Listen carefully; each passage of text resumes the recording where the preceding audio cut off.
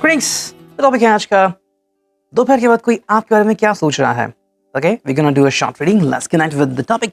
ठीक है, चलो करते हैं कार्ड्स की shuffling and here we go. ठीक है, ओके, चलो कुछ कार्ड आ चुके हैं and we are going to take those cards only. ठीक है, तो चलो 6 कार्ड ऑलमोस्ट आ चुके हैं, गो सो एंड टैरो से भी कुछ कार्ड चुन लेते हैं। Let's connect.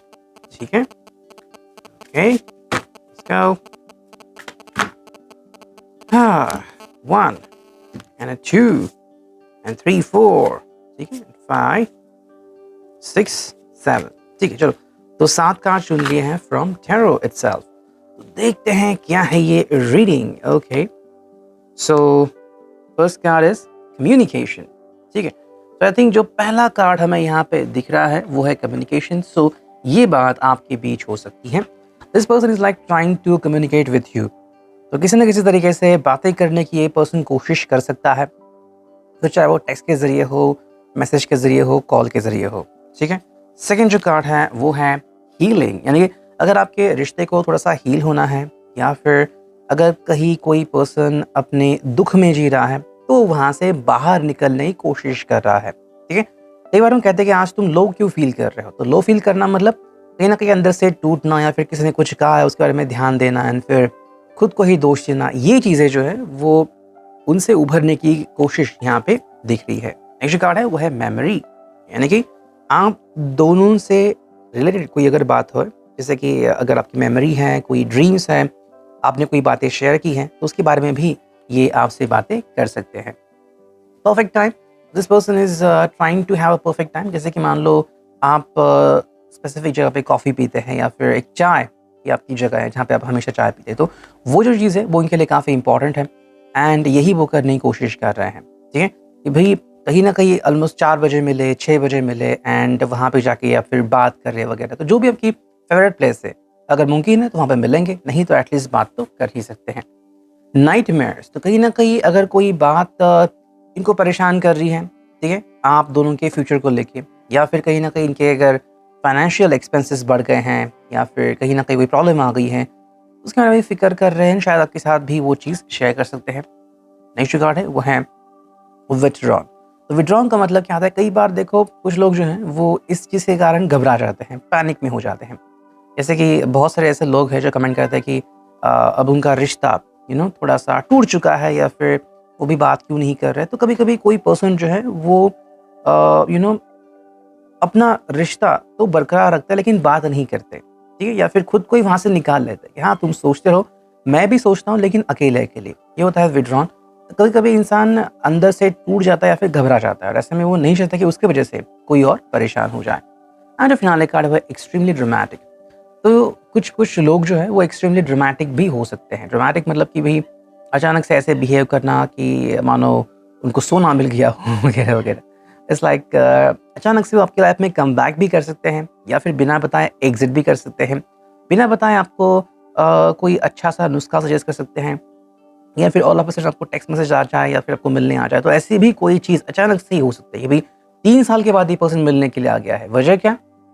कुछ नहीं, बस ऐसे ही दिल किया। पहले भी दिल किया लेकिन तब नहीं आए, तो अभी आ गए हैं। तो यही बातें होती है जिसमें कहते हैं एक्सट्रीमली ड्रामेटिक। ठीक है, now let's focus on the tarot. देखते हैं टैरो से हमें क्या रीडिंग मिलती है।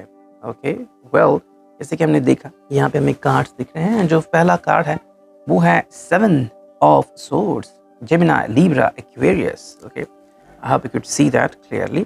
ठीक है, देखो 7 ऑफ सोर्ड्स है and a loss of peace of mind. जैसे मैंने कहा कि शायद अगर किसी पर्सन को अगर नाइट में ज़्यादा आ रहा है या फिर कोई अगर घबरा गया है या फिर किसी को अगर बहुत बुरा लग रहा है, फ्यूचर के बारे में सोच रहे कभी जो हमने सोचा था वैसा नहीं हो पा रहा है, तो यही बात उनके ज़िंदगी में रेफर हो रही है एंड इस बात को लेकर वो परेशान हो रहे हैं। सेकेंड जो कार्ड है वो है 5 ऑफ वॉन्ड्स, यानी कि एरीज, लियो, सैज, कन्फ्लिक्ट्स जो कि बाकी लोगों की वजह से हुआ है। तो अगर आप दोनों के बीच कोई अगर ऐसी बातचीत हुई है या फिर चल रही है कि भाई किसी न किसी वजह से आप दोनों के बीच कम्युनिकेशन नहीं हो रहा है या फिर एक दूसरे से आप डिफ्रेंशिएट कर रहे हैं, मतलब वो कुछ और कह रहे हैं, आप कुछ और कह रहे हो, या फिर दोनों की बातें एक दूसरे से टैली नहीं कर रही हैं, तो वो बात यहाँ पे दिख रही है कि भाई कहीं ना कहीं कोई गड़बड़ है और ये गड़बड़ इस पर्सन से बर्दाश्त नहीं हो रही है। इसी कारण शायद कोई पर्सन कम्युनिकेट कर भी सकता है, कोई पर्सन इससे छुटकारा पाने के लिए कम्युनिकेट नहीं भी कर सकता है। ठीक है, नेक्स्ट कार्ड है वो है 10 of cups, cancer, Scorpio, Pisces.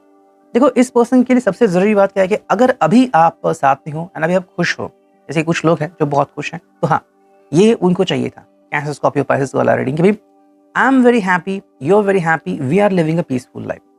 कभी कभी जब हम किसी को कंपेयर करते हैं तो कभी दुख भी होता है और कभी खुशी भी मिलती है। भाई उनके मुकाबले तो हम काफी खुश हैं, कभी कभी भाई उनके मुकाबले तो हम बहुत दुखी हैं।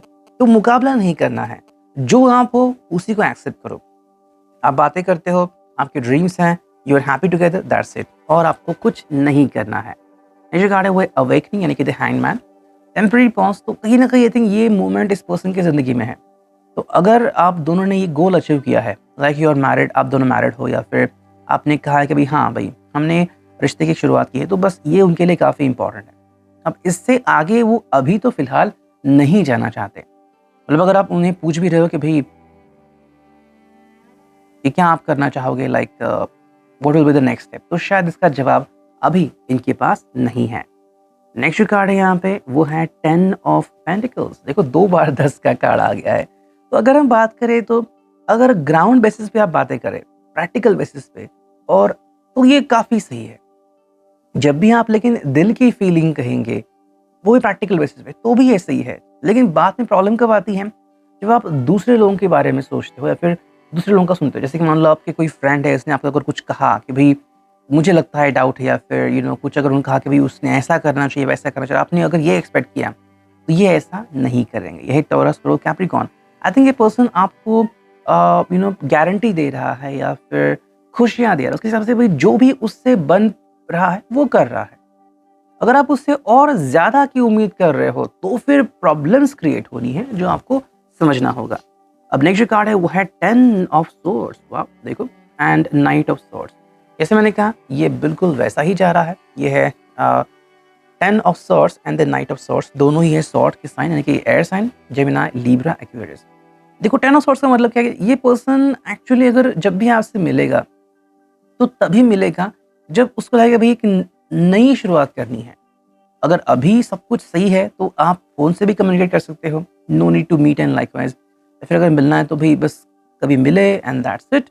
लेकिन 10 of swords and night of swords कब आएगा, जब आपको लग रहा है कि भाई कहीं ना कहीं कोई बात गलत है। फॉर एग्जाम्पल अचानक से अगर आपने उनके खिलाफ कुछ बोल दिया, या फिर आपने किसी की बात सुनी, या फिर आपको लगा कि गॉसिप चल रहा है, वो किसी के साथ है, या फिर उन्होंने किसी से बात की, वो अपने एक्स से मिलने जा रहे हैं, तो फिर बहुत बड़ा बवंडर हो सकता है। और अगर किसी की ज़िंदगी में ऐसा हो रहा है तो ये बात आप दोनों के लिए भी काफ़ी डिस्टर्बिंग है। यही बात हम यहाँ पे दिख रही है कि अगर कैसा हो रहा है तो शायद ये पर्सन डायरेक्टली आपसे झगड़ा भी कर सकता है, या फिर आपसे कम्युनिकेशन कुछ हफ्ते के लिए बंद भी कर सकता है। ठीक है, एंड वो पर्सन फिर जिसने आपको ये बताया उसके खिलाफ जा सकता है। So similarly what is important over here, अगर आपको लगता है कि ये पर्सन ट्रस्ट के लायक है तो ट्रस्ट करो, नहीं तो खुद से जवाब ढूंढो। तो अगर आपके पास सबूत नहीं है टोटल, तो उनसे कुछ ना कहो, ये आपके रिश्ते के लिए काफी सही होगा। इट्स रेडी, आप